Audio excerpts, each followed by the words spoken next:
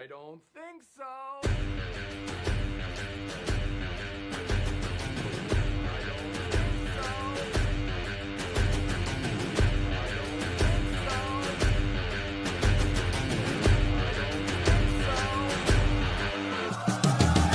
Welcome to Title Adam in the House, the podcast where Florida real estate gets real. Buyers, sellers, builders, and lenders. If you're in the game, then you belong in the house. Let's get you to the closing table fast and with less stress. Let's go.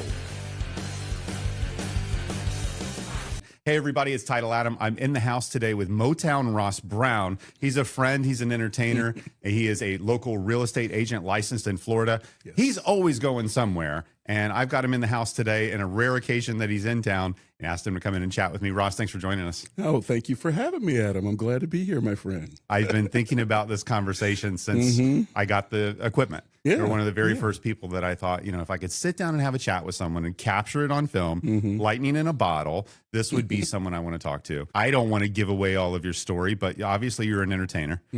You perform live.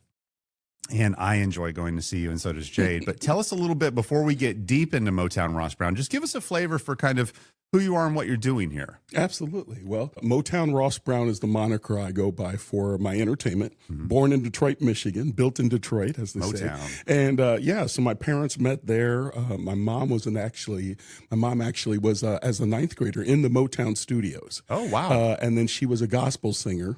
So I grew up with music in the house and a love of Motown. Yep. And Dad was in the corporate world and kind of climbed the corporate ladder. So from a young age, we kind of moved to different cities, Detroit, Michigan, Milwaukee, Wisconsin, Cincinnati, Ohio, Chicago, and Boston. So I lived in all of those places, and each one of those places just kind of framed my life in a different way. Yeah, I can imagine that. But all of them are big cities with big names. And, if your dad was in the corporate world, that served him. But there was something there, from the music side in every city that you mentioned there would be something there. It's interesting because I was thinking about the chat this morning. And my background with music, mom was definitely Motown. Okay. Mom was 50s, 60s, doo-wop, the Motown. And my dad was much more rock and roll with a lean towards country western because his dad was into performing that kind of genre.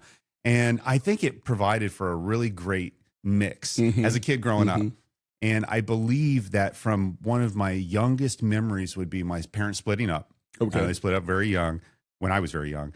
And I can remember hearing Borderline by Madonna. Okay. So we'll go back into the 80s. This would be like 84. Love Madonna. And I would have been a little tyke, not far out of diapers even. But I, at that point, remember tying that song, whatever that message meant, to an emotion. Right. And throughout my life, this is what I've done. I've said, this is the song that defines my ninth grade year. This is the song that defines, when I got my first job. This is the song that defines my first heartbreak, whatever it might be.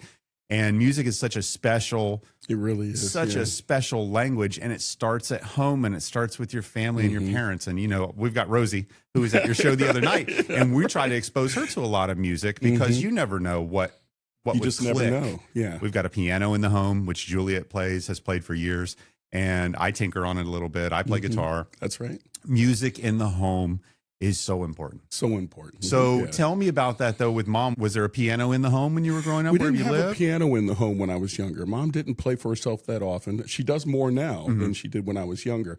But just constantly hearing her sing. Everything was a song. Yeah. Any sentence that you speak, she's got words from that sentence in a song. Yeah. And it's remarkable. Just singing me to sleep. I'm sure that when I was in her belly still, I was listening to that good gospel music. Wow. And so it's been every part of my DNA since. Feel like that, though, is that training to you as a young musician when your parents are singing to you? Are they really teaching you about carrying a tune? And, because obviously you're listening to mom and you're mimicking what you hear. And I wonder if, the people that are really great and have that musical ability that's built in, if that was really fostered along the way, maybe even in the womb, like you say, with exposure to classical music and to all genres. Yeah. So it was heavy gospel.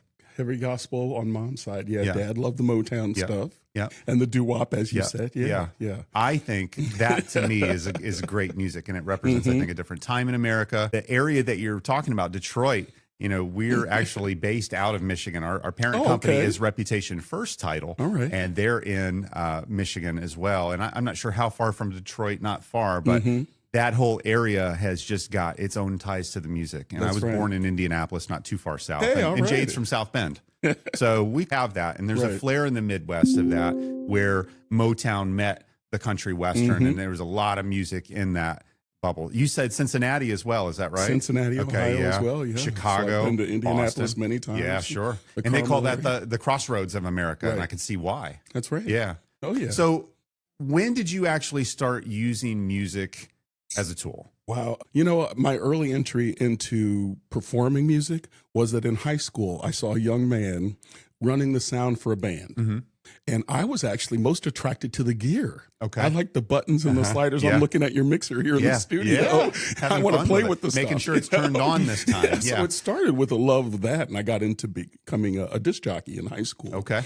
Listening to the music on rotation over and over again, finding out what my favorite songs were and playing them constantly, and then figuring out how to, a lot of DJs actually kind of reproduce their own versions of the songs. And I started to work with the music in that way, and it was exciting. And that's really interesting. So just so that I understand what you said, you started working in radio. You started radio came a little later. Well, I mean, when you started working in radio, though, that actually triggered your production mindset or like the engineering piece of it. And that's really important. I did not know that you worked in high school in radio. I figured you had a broadcast background. I worked in radio in high school as well. And was at the time Florida's youngest licensed radio operator, I would call it. Not a ham radio, but commercial radio. And I was a DJ for a small AM Christian radio station in the Panhandle, WECM 1490. And I'm not sure if this was the same kind of way that you were. We had a lot of what they called pods. I can't remember the technical term, but a lot of dials that you worked with. Everything was on a cart, which looked like an 8-track that you would put in the commercials, and you would load them. And I remember getting in trouble many times just for leaving the microphone on. The guy would call and say, "Shut up," and put music on, because at the time that I was a broadcaster for WECM, OJ's trial was kind of happening. And I started talking about it. And the GM called and said, "This is a Christian radio station." It's just like, and people were calling in. I was fielding call-ins and stuff. And this is not where we're going with this. So, but I did work in radio. I love broadcast. And I think it's interesting that you talk about how that can open up a creative mindset to do other things within music. Do you play musical instruments, Ross? I started trying to learn how to play piano.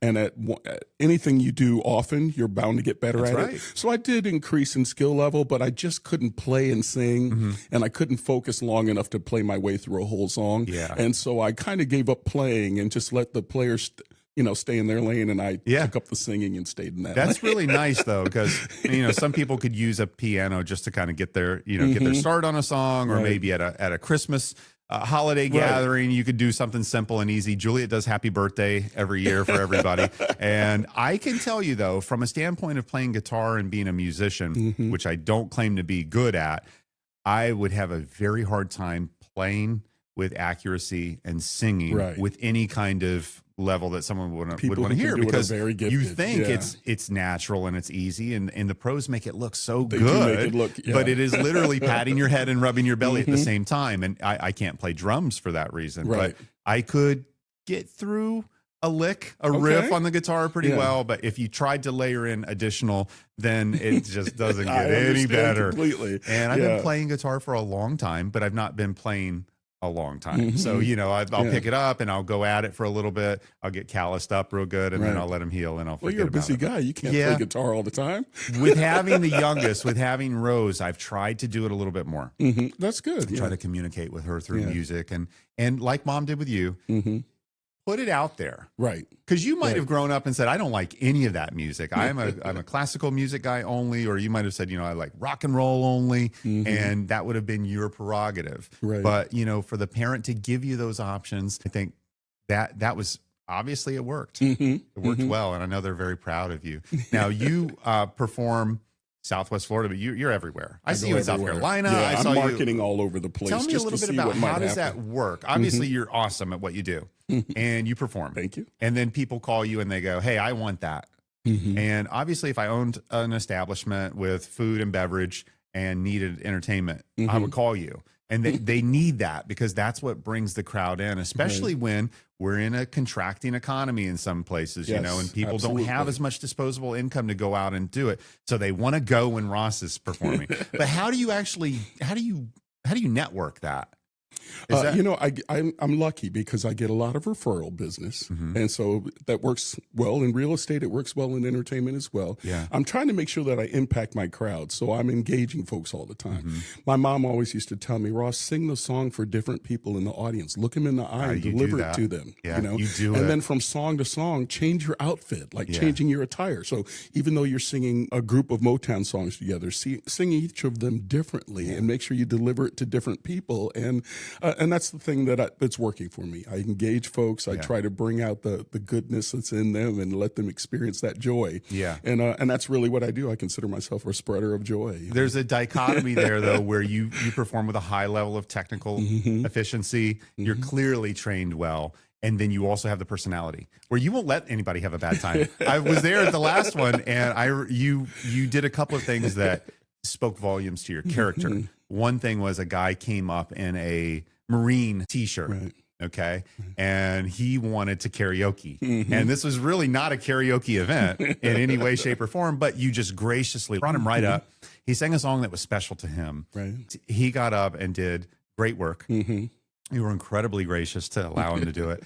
And when I talk about the technical aptitude, it's even the ability for you to navigate the stage and the environment that you're in without feedback. Because he was having a lot of feedback issues with that, where it was really one of those things where you go, see, Ross knows where to stand, knows how to, how to manage that equipment. So the technical aptitude is there, but what really unlocks it for everybody, at least anytime I've seen you on Fort Myers Beach now, I've watched you in Bonita multiple times. That's right. I forgot about that one. The bringing the party is one, and you do Love Train. And that's one. I have a clip of you doing it. And, you know, on Fort Myers Beach, we had such a good time. And I don't care what happened an hour before I got to wherever you're at. I just have I'm just smiling thinking about it. And there are days when that makes me feel good to hear you say that. That's my goal. You're saying I accomplished my mission. I appreciate that. You did aces every time. And I would tell you, I'm 45 now, just turned 45. Very fortunate to be here at almost a half a century. I have now in my life had very special people come into my orbit. I've seen very special people leave my orbit.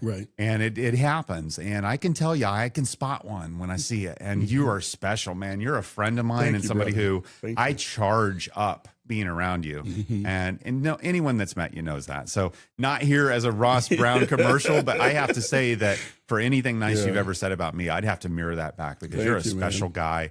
My family cares about you, and we love seeing you perform. So you were at Crescent Club, which is up Siesta Key. Okay. Tell me about that venue, because you've performed there a few times. Many times, The Crescent Club is kind of special to me. It's a beach environment there, so it's not far off Crescent Beach, you know, Crescent Club, and just a gathering of all kinds of folks who come together, and miraculous things happen each time I go there. I mean, you'll see someone walk in to the left side of the venue. A half hour, they're on the right side of the venue, and everything in between, and every person, they've danced with them, sang with them, spoken with them, shared drinks with them, and it happens over and over again.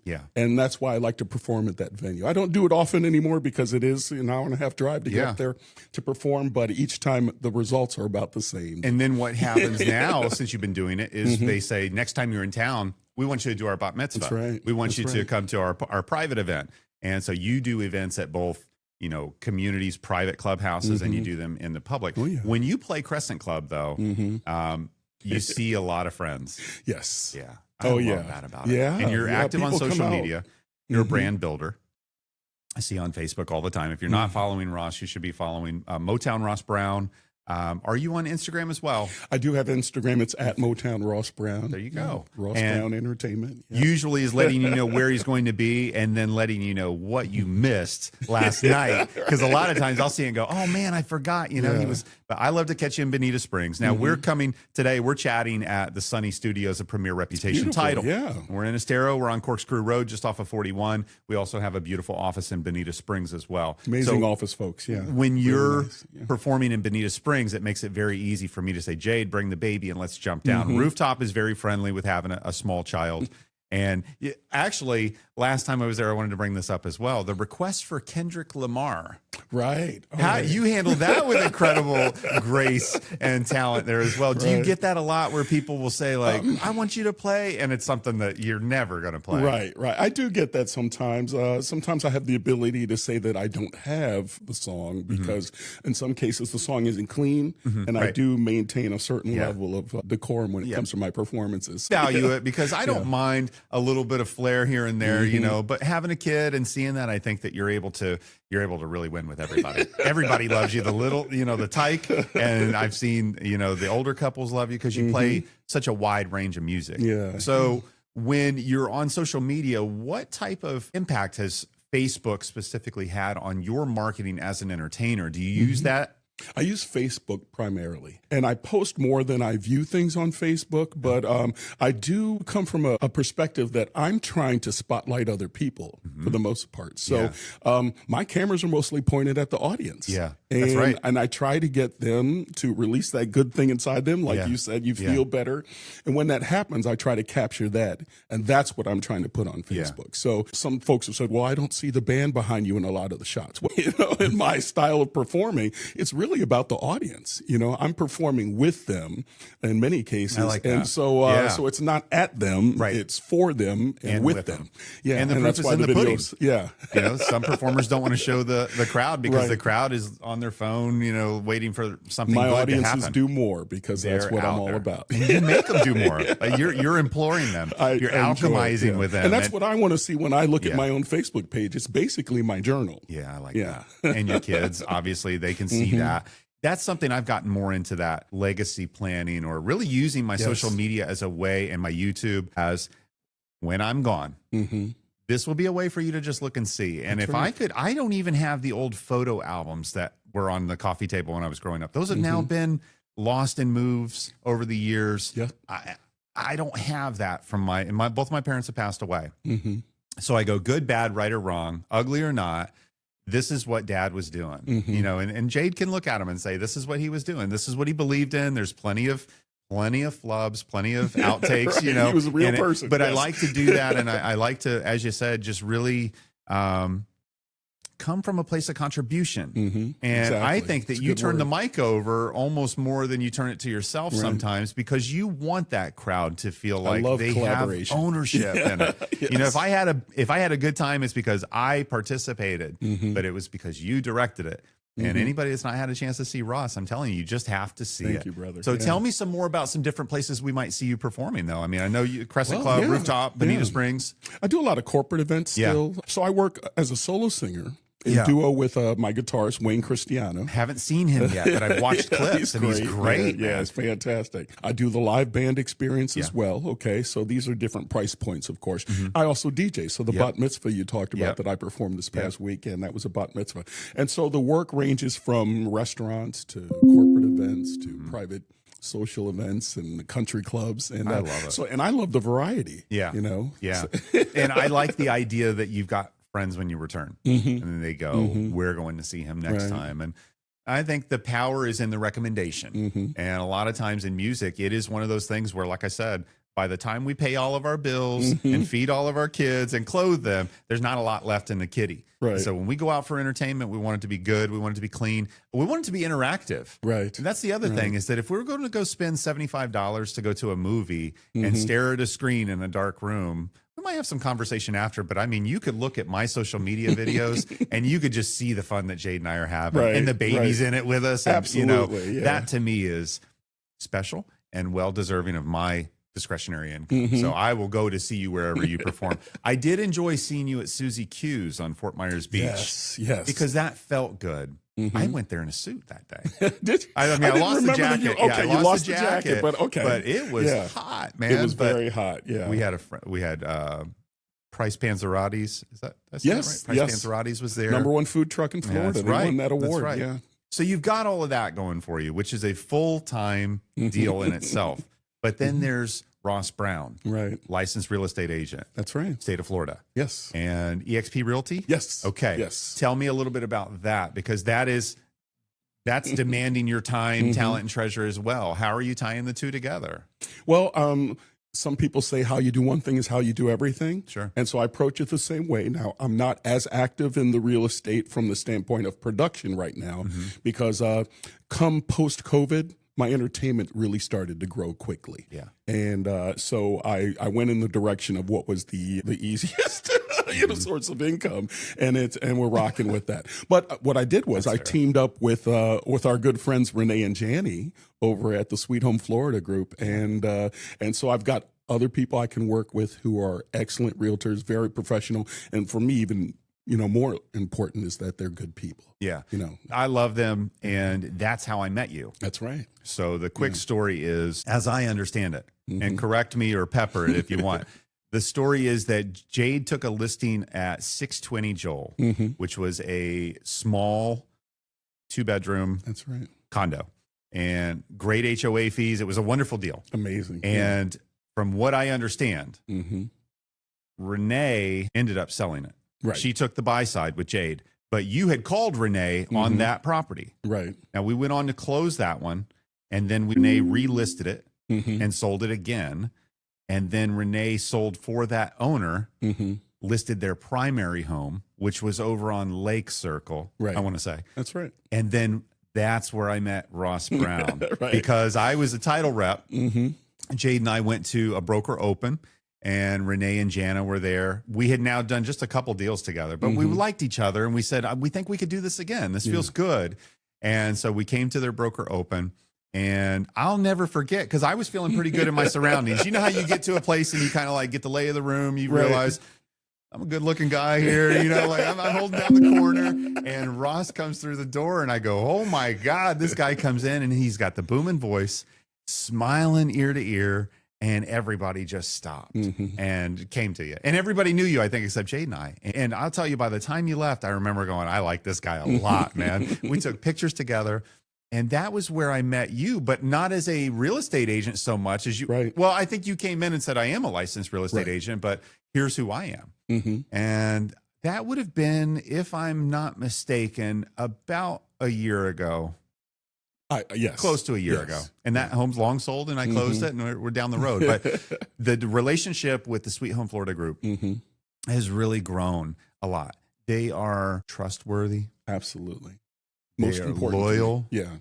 Honest. They actually have called me and said, we use you for everything, but this one we weren't able to. We didn't get to pick. Right. And I said, don't feel bad about that. I'm so grateful to have you. And I do a lot of business with them, and I really value them. So when you told me, I'm joining that group, it's a win-win. It's about everybody won on that one, Ross. Yeah. So from selling real estate, when did you obtain your license? I've been licensed in several different states. So I first got my license when I was living on Hilton Head Island in South Carolina.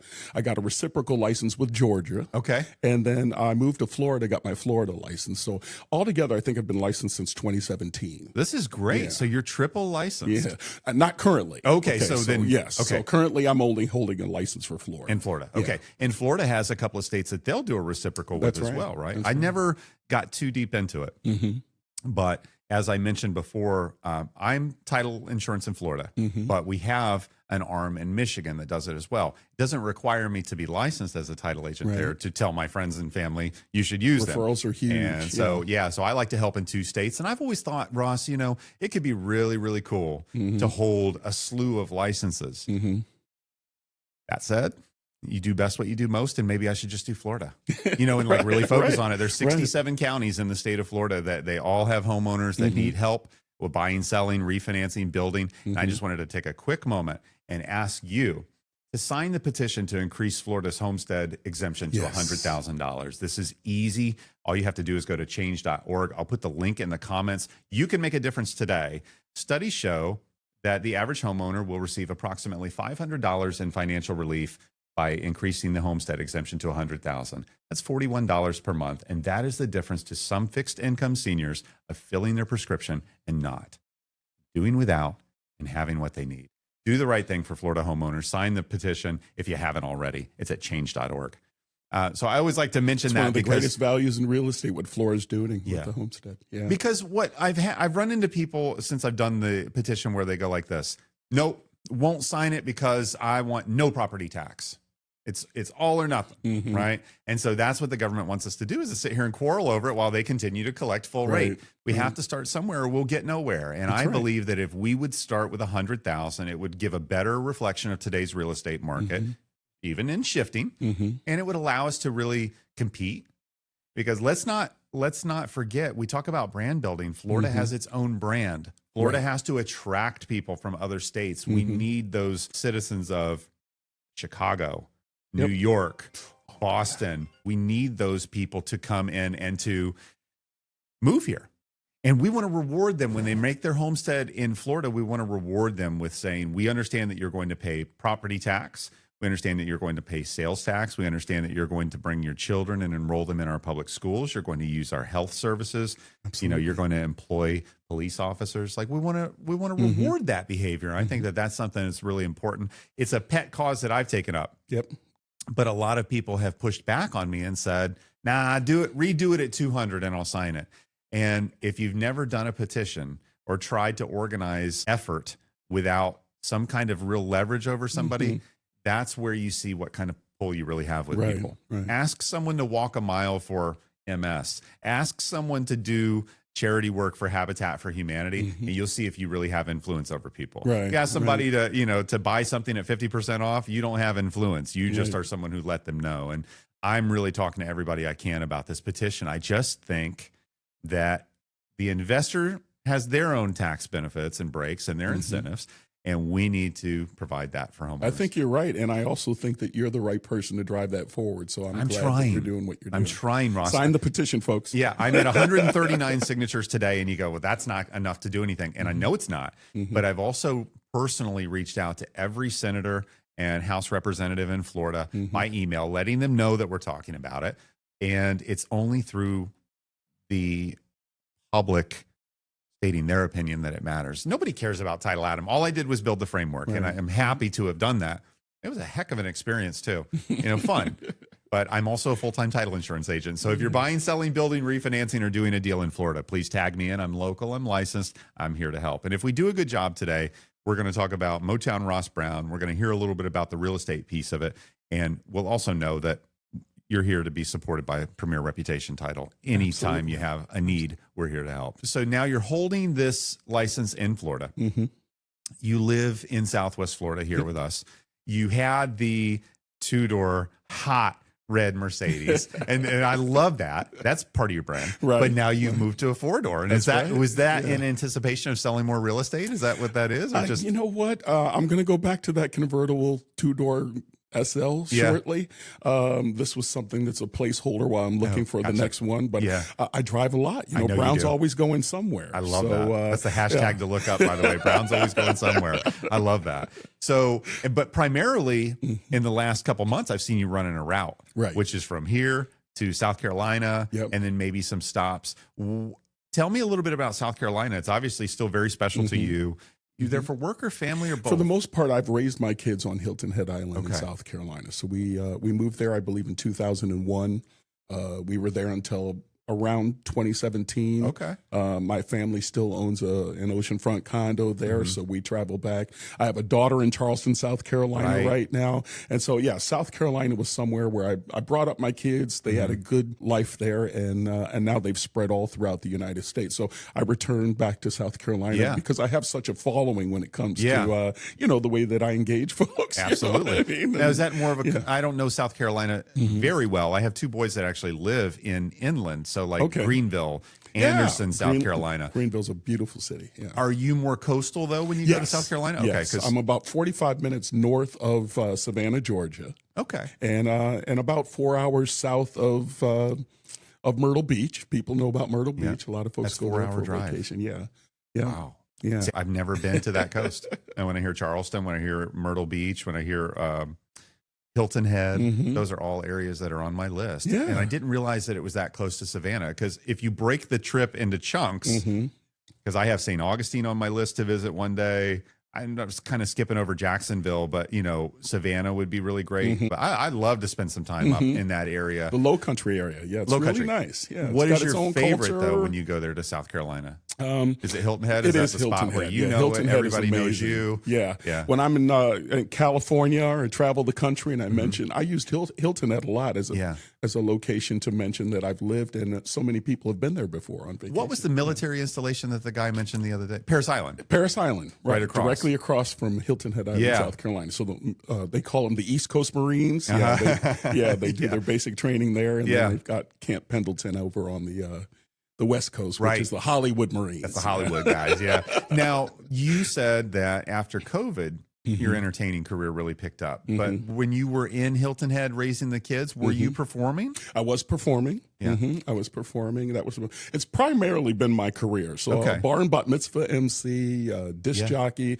I haven't been a singer for all that long. You're so for most of my life, I've been a master of ceremony and a disc jockey. And then as I started to get a little older, I thought maybe I can transition and start singing some of these songs that I've been playing all these years. Corporate event. I could see you going for a corporate event with 1,000 employees and just electrifying the audience. Anyone that's out there that has a company that is going to do an event, employee appreciation, corporate training, annual sales conference, leadership, you would be fantastic. I've met a lot of amazing people doing that. I would love to. I would love to have a company that could bring you in for that, because it's just you are. I'm lucky enough. Actually, Cheryl and I are taking him to lunch afterward just to kind of charge up a little bit more and kind of get a little bit more of what you're doing. So, but primarily you were doing that kind of work, and you were doing that kind of work before the true advent of social media. Then, so you've seen that come in and actually amplify what your message. That's right. Yeah. And then so when you travel back to Hilton Head, you have a family base there, which makes it nice, but you've got a lot of friends there, I'm sure. A whole lot of friends. But where did you actually go to high school? What state did you go to high school in? So I began high school a freshman year in Cincinnati, Ohio. At a school called Moeller High School, which is a big football program in Cincinnati, Ohio. And then my sophomore, junior, and senior year were at Deerfield High School in Chicago, Illinois. Yeah. Midwest. Yeah. Snow. Just like you. I was never all that far from you when you were in Indianapolis. That's really interesting too, because we might have Small passed world, each other. right? It's hard to say. Now you South Carolina though, that's more of a that's a nice climate to be in. You're not dealing with snow at all there, are you? It has only snowed probably 2 or 3 times over the last 20 years. Yeah. So you like that climate. I do. Anywhere you're traveling seems to be a little more tropical. Do you find yourself back up in the Chicago area? Do you go to Detroit? I was in Detroit recently. Yeah, I performed in Chicago. I just had my class reunion up that way. My parents were in Boston. So I still get around quite a bit, and I enjoy the travel. Do you find that you like to go to the Midwest when it's green?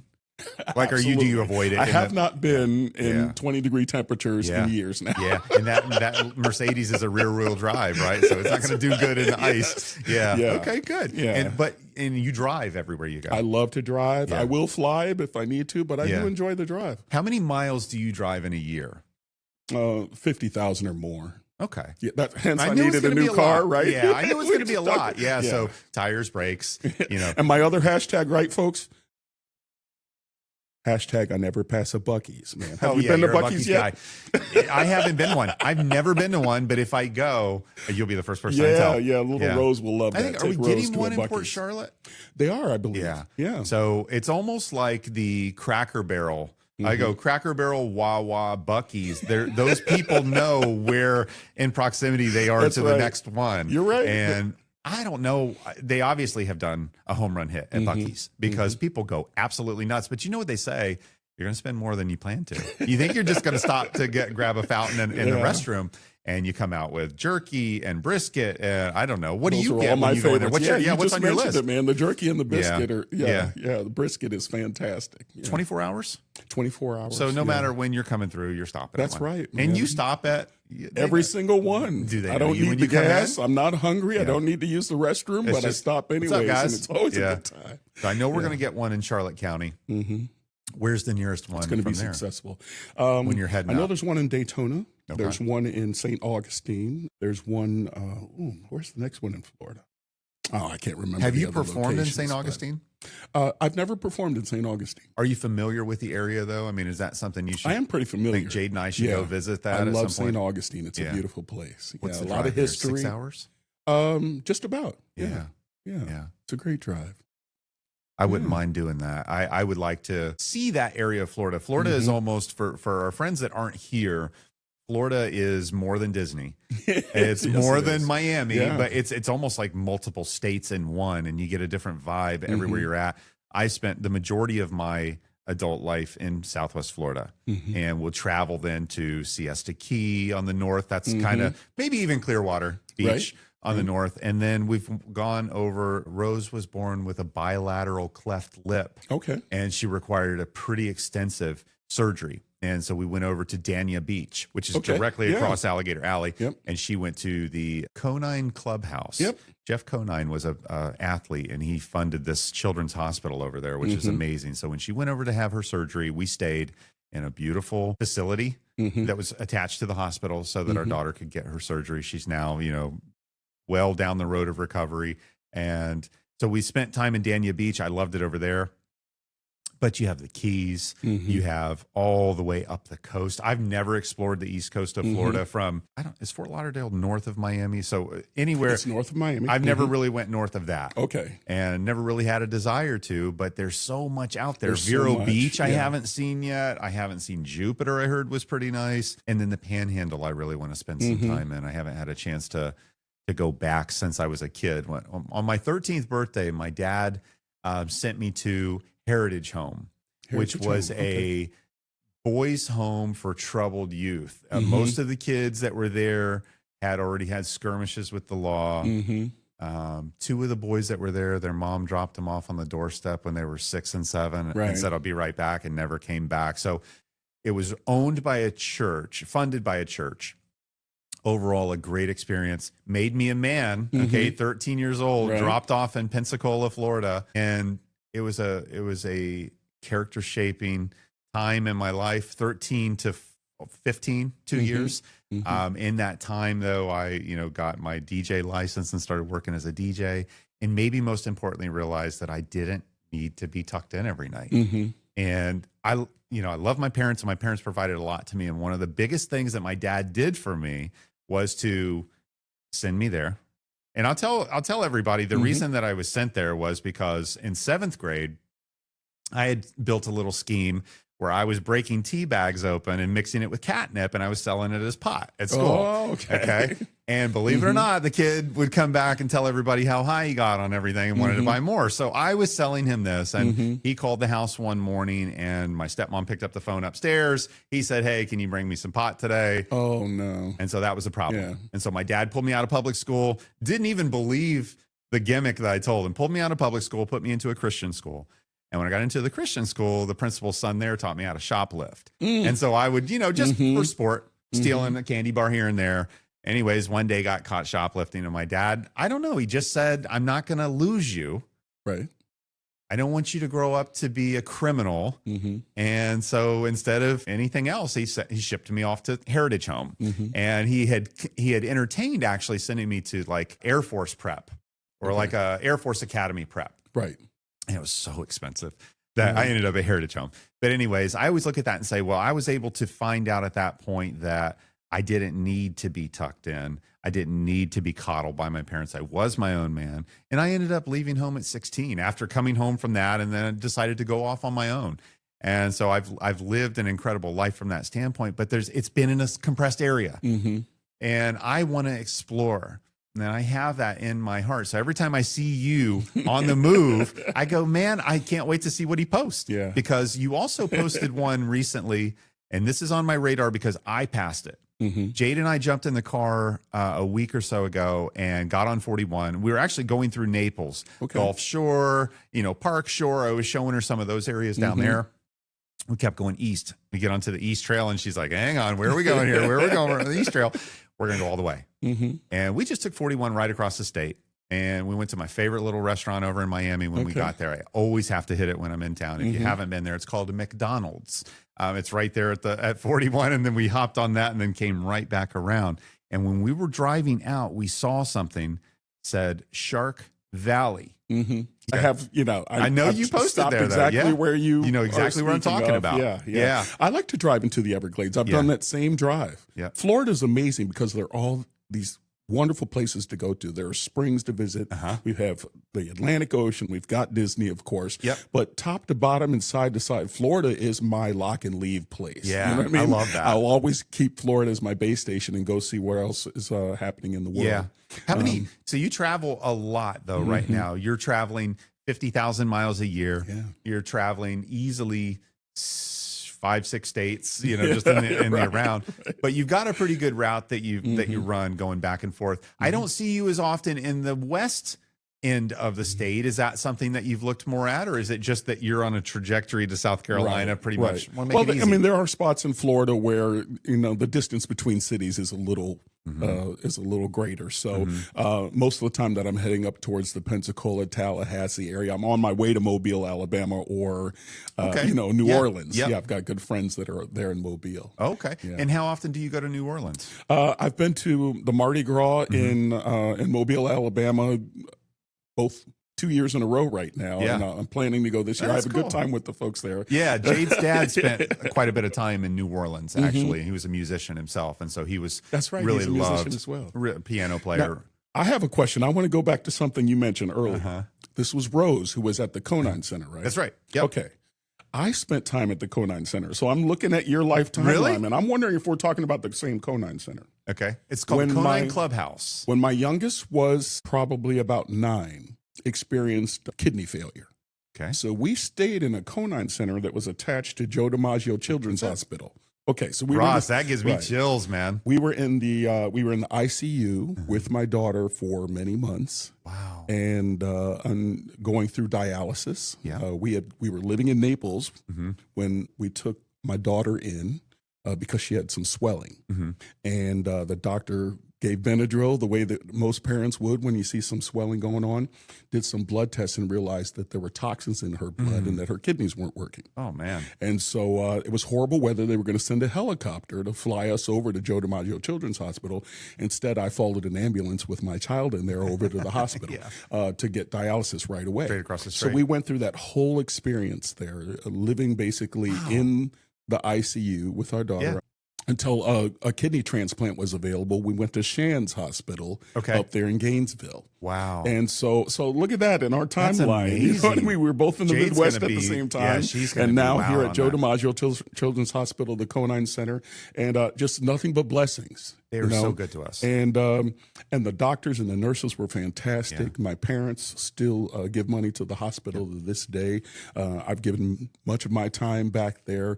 The nurses and the doctors are part of my personal friendships now. That's great. And so that's just interesting that we've been in the same place and had some of those. And having a child that takes ill when you're young is, it changes you. Yeah.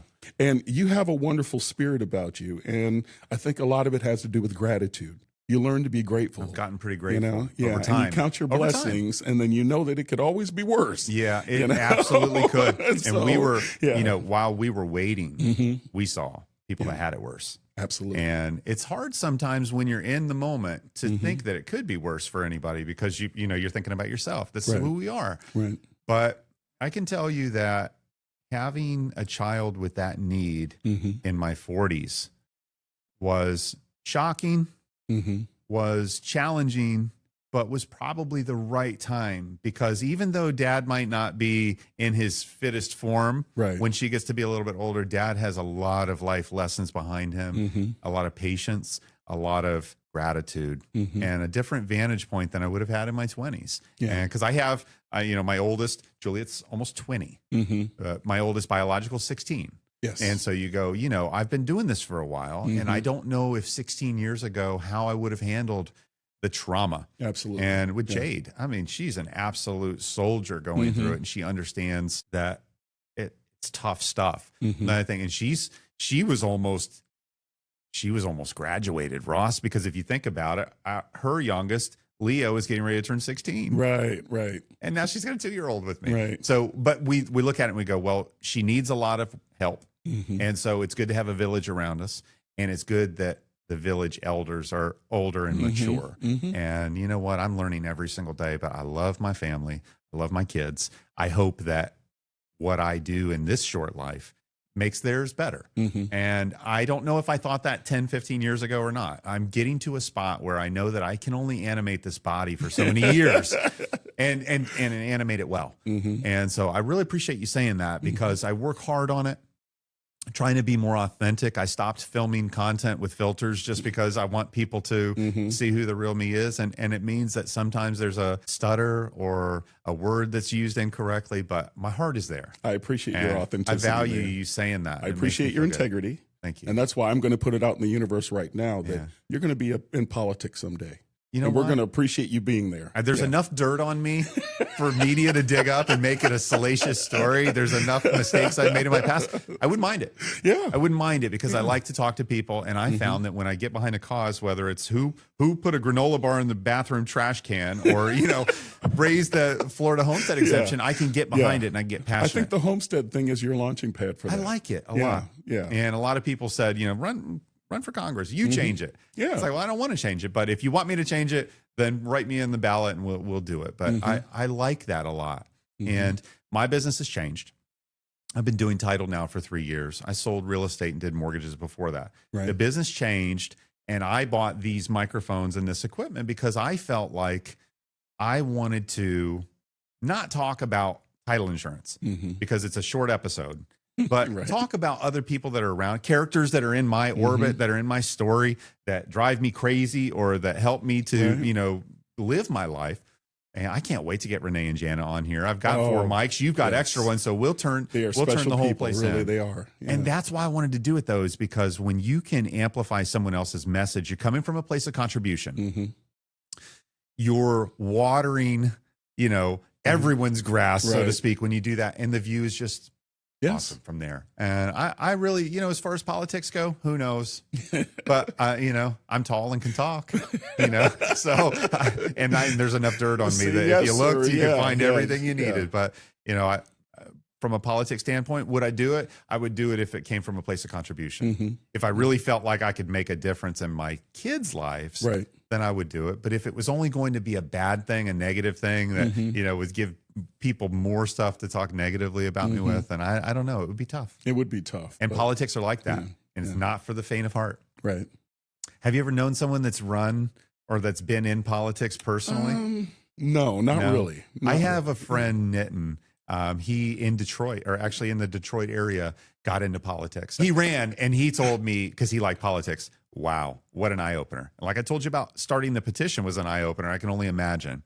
That kind of leads me to something I'm wanting to ask you about. Okay. And that is the ones that don't love you. The times that they don't celebrate you. Like, how do you deal with that? Because anytime you open yourself up like you do and show authenticity and show spirit, there's so many people there that are just waiting to tear you down. How do you deal with that? That's a good question.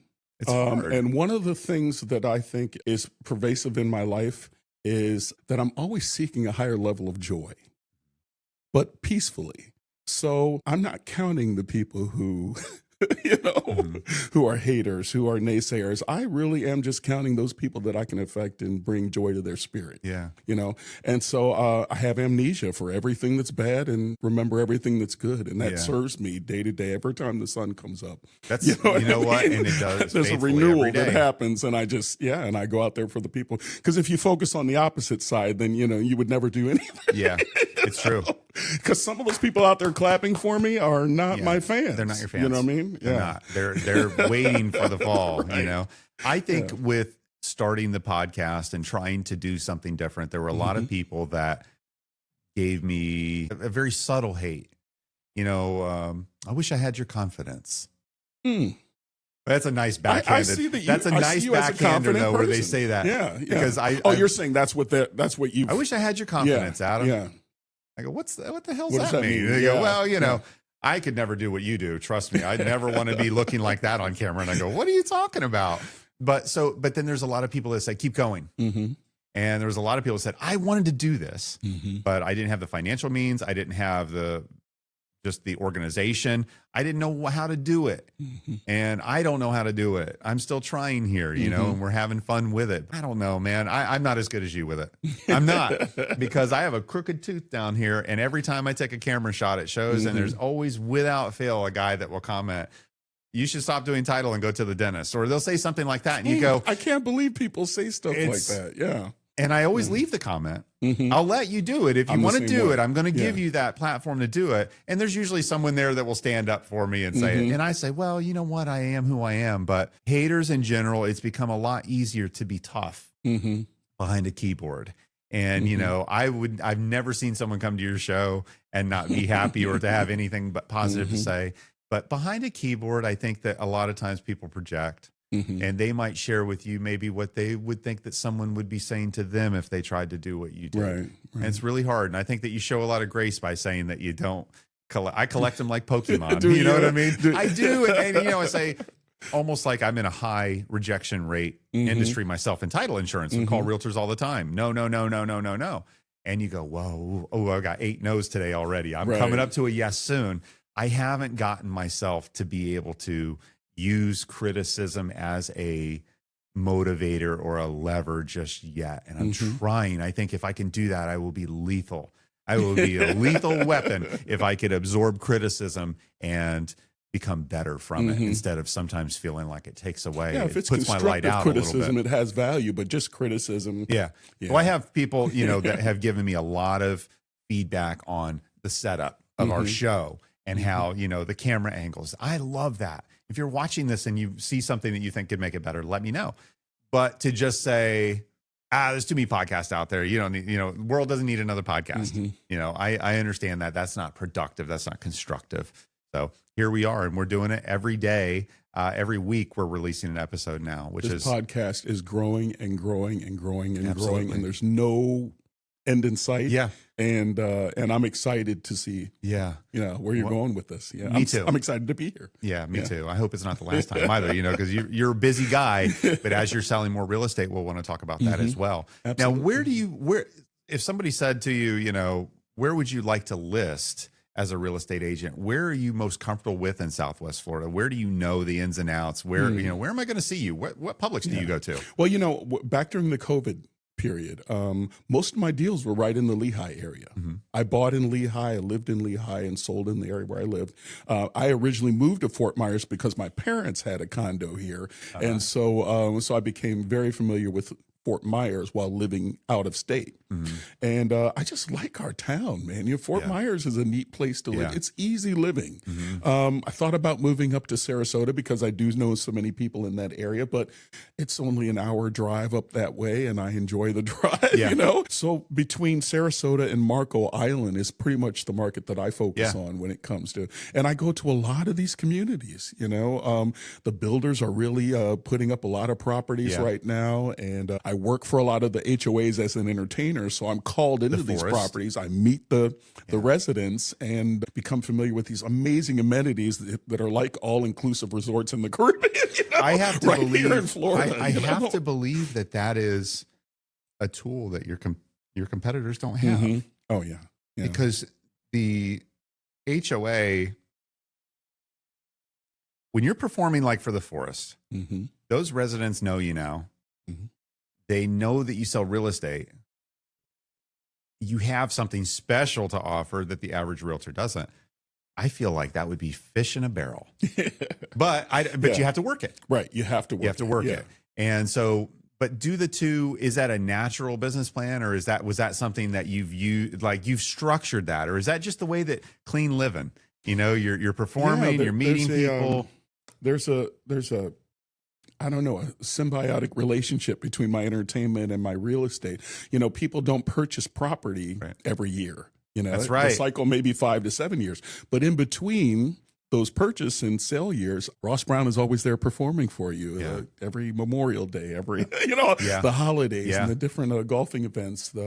So I think that naturally, organically, my real estate business will grow as people who trust me, know that I have integrity, know the group of folks that I work with, Renee and Janny are good there. Team. Helping me get the administrative things done and doing a great job showing properties when I can't make those meetings. That's what a team does, right? That's right. So we you've got do Renee, it together. Jana, yourself. I believe they have a couple of other members on the team down in the Collier County area. Their group is growing because everybody wants to attach themselves to successul people who are doing all the right things. I'm excited about what they're doing. I'm trying to get a little bit more info from them on what they're doing with crypto because they've started working with that, and crypto's the future. It is, whether we want it to be or not. Now you've got the government at very high levels talking about ways that they can leverage crypto, and you go, guys, it's here. It's going to stay.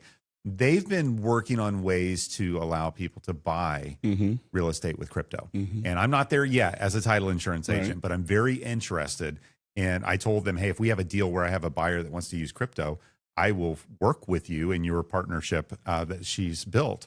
I think that is a way that realistically, this year, no one has come to me and said, I need to pay in Bitcoin. Right. But I've not said that it's an option. And a lot of times we say, I didn't even know I could. Someone may have bought Bitcoin when it was down and been sitting on a wallet where they've got, everything that they need. And so I told them, I don't want to completely flip over to a crypto guy overnight without the need there, but I'm interested and I want in. I never want somebody to have info that I don't have. And I just wanted to make one other comment going back to what you're doing with the HOAs. Real estate agents always want to set themselves apart. And some of them have just a really good gift like you do that, but I love what you do. And as it relates back to the podcast equipment, because I've watched Tiger Woods hit hole-in-ones. Amazing. I've watched him in slow-mo, frame by frame, reverse. I've read his interviews. I've watched what he said afterwards. I cannot hit a hole-in-one on the golf course. I don't own golf clubs. I don't go out and practice in the early morning and late night. I don't try. And I know that for all of the title insurance agents that are watching the show, thank you for watching. They're not going to go out and take the steps that I took. And that's why I'm not afraid to show what I'm doing to get success, because I know that I can't go to an HOA and perform like Motown Ross Brown does. And that is something that's a really special tool. Unfair? I don't know. I say because I don't have the voice that you do, but that is something I would be using. And how do you feel like when you have clients have you had clients that don't know about Motown Ross Brown? Or would you say that they all come through the Motown funnel? Yeah, well, I was a Zillow Premier agent for years, and so people became familiar with me that way. Real estate really it works when you work it. You have to go and talk to people, and I talk to everyone about everything. In the grocery store, there's no strangers in there. And so it comes up. They want to know about the shirt. They want to know about why am I smiling so much? Why are you so happy, man? It's hard to not smile when I'm around you, because you just know anything that's a problem is going to be a problem later. But I'm getting an opportunity to be around somebody really positive and have a good time, and I don't know. I just want more of it. I'm happy to be here today, mostly because I get a chance to spend time with you. And that's the way everyone feels being around you. Well, and I would like to hear that compliment to you, sir. Thank you for that. So let's talk a little bit about the kids, if we can. Absolutely. We've talked about your daughter, and that's a phenomenal story. I love that. Jade's going to love that. That endears you more to me just in that. And your daughter's special too, because let me tell you, anyone that's been touched by the Joe DiMaggio team, that is just a really special institution. Absolutely, man. The people that support it fervently. And Jeff Conine obviously feels very burdened to do that because, like I said, it wasn't the Ritz-Carlton, no, but it was a nice place for us to stay. And if you ever tried to book a hotel down in Dania Beach, it's not cheap. And we were right there. Like, you can just walk out and you go right in. We were there for a couple of days. And it was a really interesting spot. I'm not sure how I got back onto that, but I wanted to talk about your kids because I know the one that I've seen the most is the son who works. Now, I don't know what you can and can't, and we can cut and post if there's anything that's not. Are there any Disney lawyers? Right, exactly. But you're obviously, the apple doesn't fall far from the tree. You've got this incredible performer, your son working there. And then do you have other children that perform? I do. So a 30-year-old. Ross Eugene Brown III. Okay, I'm junior. We call him Rebby for short. Rebby is the three-time world champion, all-star cheerleading athlete, coach, and instructor. Top Gun Miami. He works for Disney. He works for Universal as well as multiple characters. That's all I'll say, Disney, to keep you happy. You can say. And then I have a 29-year-old daughter who's in Charleston. She works in PR. Graduated from Pepperdine University out there. He lives in Charleston, South Carolina, doing PR. I have a 26-year-old daughter, Dylan. She's been a Fulbright scholar. She's traveled all over the world on behalf of the State Department. She now works for the Special Olympics, so she's got a heart for helping. And she's in South Carolina also? She's in Washington, D.C. right now. Okay. So I'm seeing an arrow, basically, because you got the son in Orlando. You can kind of do a route. That's right. That's right. And then the youngest I was telling you, who had the kidney failure, is now identifying as they, them. That's the pronouns, and Jamie. So Jamie Brown, yes, Jamie Brown. And Jamie is a fantastically talented person. Jamie has absorbed everything from the older siblings and the parents, and is doing audiobook voiceovers and acting and playing music and doing everything out in Hollywood, California. Okay. Wow. Okay. So now the line just went way over. Now the line goes to the other and mom side. And dad are here? My parents are in Boston. Okay, Boston. Yes. Okay. When the group gets together, obviously Jamie's the furthest. Right. But where does everybody gather for? I think the last time we were all together was in Boston. My parents' home, right outside of Boston, in a town called Weston. Very cool. Yeah. How do you like going up there? Do you like spending time with them up there in Boston? I do. Do they come down to Hilton Head though occasionally to see you when you're there? Or? Let's see. My parents mostly come to their property here when they leave their home in Weston. They come down to Fort Myers. They've got a condo here, and so they haven't been here since March. But when they were here, we were looking at a lot of real estate. Yeah, and so we traveled all throughout the state. And what did they like the best when you were traveling? They were looking at some of the builders' properties and some of these neighborhoods, like I told you, are just, it's unbelievable. I mean, they have saltwater bays and lagoons and I mean, all the fun you can have on a cruise ship is now built into your neighborhood and part of the amenities. Not only that, but Brightwater in North Fort Myers, they open their community up. Yes. The lagoon. Yes. And that's a way the HOAs can drive revenue in to help to replace that roof that's aged now, to keep the amenities up. I think you might see that more. Communities rather might open their doors to people to use their amenities. We recently stayed at Hyatt Coconut Creek. Yes. You know where that's at. Okay. I sure do. Yeah. Oh, I'm going back. I'm going back. Because what you do is you rent the room and the room's not available till 4. But the amenities are available from 7 a.m. Right. So you go there at 7, you park. I would probably put a cooler in my car next time. That's just me. But anyways, you got the lazy river. You've got multiple pools, ping pong, plenty of food and beverage, of course, basketball courts. I really enjoyed that a lot. I really had a great time at Coconut Creek. But the place that I went most recently that I saw you was Slipaway. I want you to perform at Slipaway in Cape Coral. Yeah. Have you been there yet? No, I haven't been to Slipaway. You got to perform it. It's on the water. It's directly over the bridge going into the Cape. Is that the food truck place? Okay. Yes. I've heard of that. Last week with the team, and Mario, my underwriter, actually took us there. And so you've got probably 6 food trucks, maybe. Wow. Okay. Huge under truss bar, kind of like backyard social vibe. Okay. But the food trucks, what you do is you order with a QR code. They bring the food to your table. Nice. So you're not standing there the whole time waiting for your food while your party is having fun. Live music under a pavilion. And I could just see you absolutely burning the place down, man. Okay. I don't know what's going to happen when they start with the bridge work. That could really have a major impact on Slipaway. But when we went, we saw, again, that discretionary income walking around, still having a good time. But they're craving something new. And whether it's the live music, a food truck item, I think I had a double jalapeno smash burger for $17. So not outrageous at all. And the drinks were good there. And you can actually bring your boat up. So this has got a marina with ice and fuel and everything else. It's a really special idea. Yeah. They opened on 4th of July. I live in Lehigh, so I don't make it to the Cape very often. But if you perform, I will come. And I will bring a group of people because I could see you just really, it's on the water. Yeah. And even the shirt you're wearing, like I see you just grabbing a mic and just doing it. I don't know how, but let's find out how to get you in touch. If you're watching this and you're slip away or you know someone at slip away, hire Motown Ross Brown because he would be perfect at it. Any other spots locally that you've been lately that people should be checking out? You know, I do a lot of private events, so I'm at a lot of the golf and country clubs. Okay, and you like that? Yeah, and season is coming, and there are just more people in Florida. I mean, Florida is the place to be. All you folks up north, I'm telling you know, you got to get down here. There's more than you know about. You know, you really need to educate yourself because you know, there are just some fantastic places to live a life here. You know, what about Music Walk? I know last year you did Music Walk. Are you talking about doing that again? Yeah, that mostly happened during the season last year. I think the numbers were real high. And right down on the streets of downtown Fort Myers, man. That's another one. I will do whatever it takes to get there. That was a great experience. Yeah, dancing we went recently. It's awful hot, but everybody's having a good time. Oh, such a good time. And downtown needs it.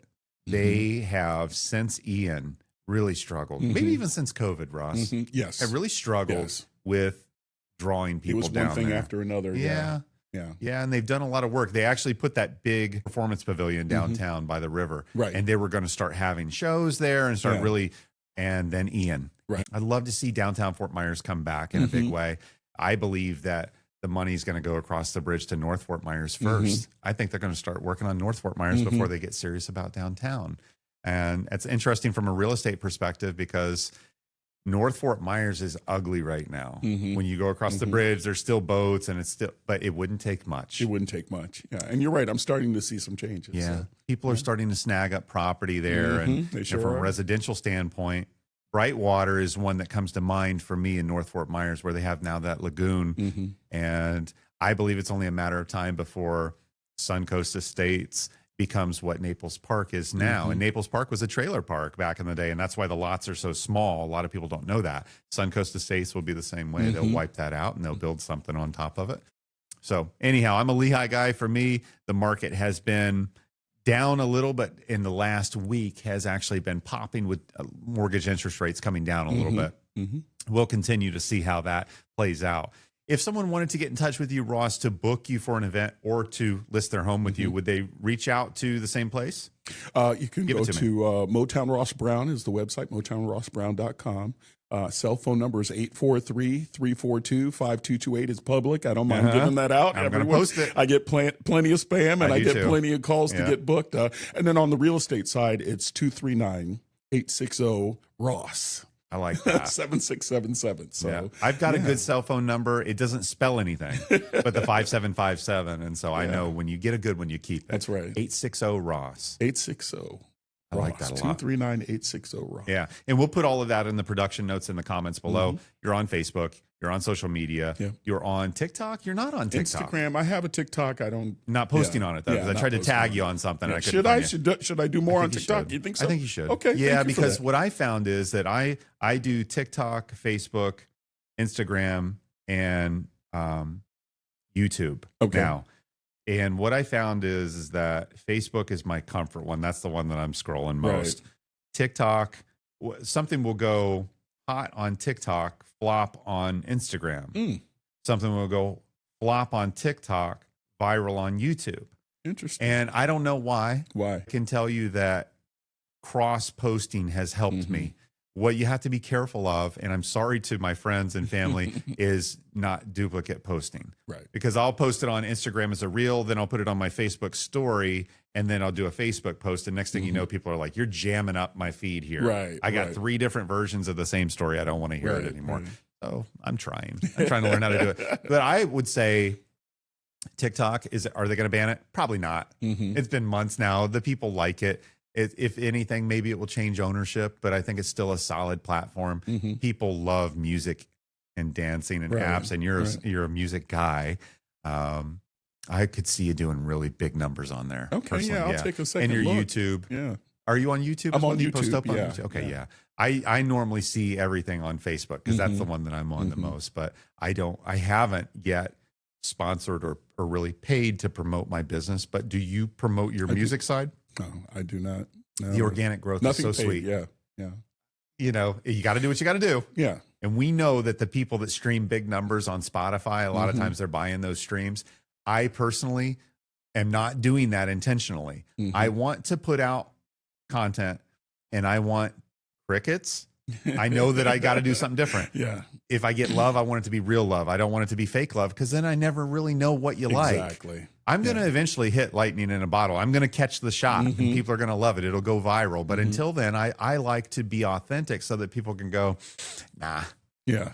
Yeah. When I started this, I bought everything here because it was going to be audio. And I put out the first teaser and somebody said, dude, I'm not staring at your logo for 12 minutes to listen to your stuff. Right. Okay. Yeah. So then I bought all of this stuff and I'm using that now. And I tell you, it's like, careful what you wish for because you don't want to stare at this mug for an hour while I'm talking either. So I try to chop it up, but podcasting has been fun so far.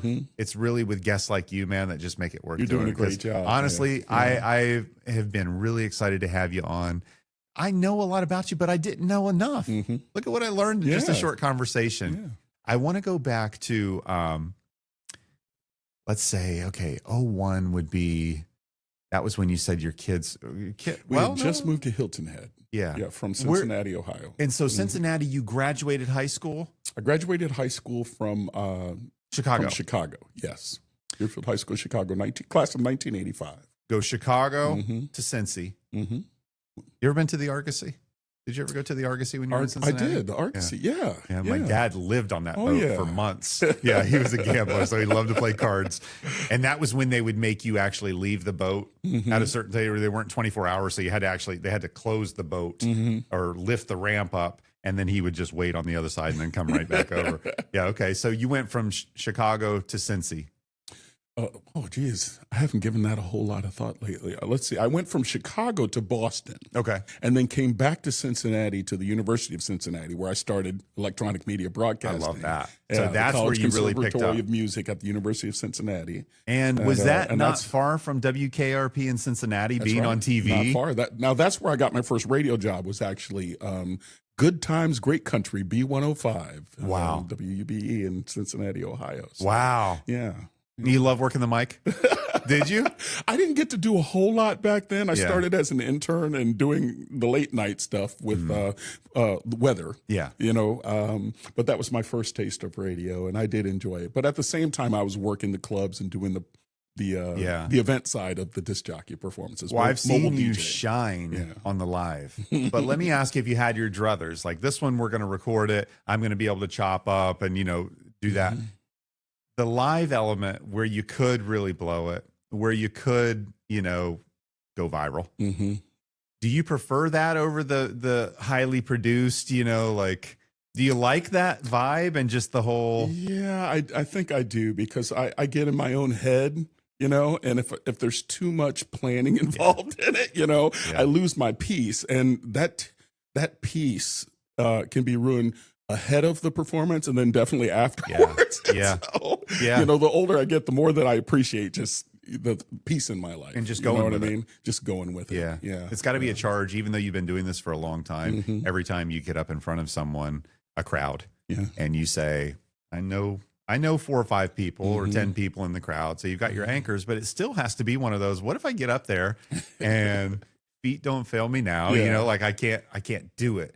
And obviously, I don't care if you've been doing it for a long time. You still have some level of anxiety or performance, jitters, stage fright that comes up because you're getting ready to deliver something really special. I've seen you. I've given you a hug after your performance. I know that you give everything. I do. And you don't hold back. And it's really special. Ross Brown, Motown Ross Brown. He's a friend of mine. He's an entertainer.